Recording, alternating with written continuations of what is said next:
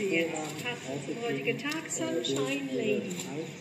Diese dunkelbraune Stute ist gezüchtet von Ulrike Heuke-Kuchatzek aus Minden, auch in ihrem Besitz. Sandro Hitt ist der Vater. Der Muttervater Walter Ford. Dann haben wir Weltmeier und Bolero im weiteren Stutenstall.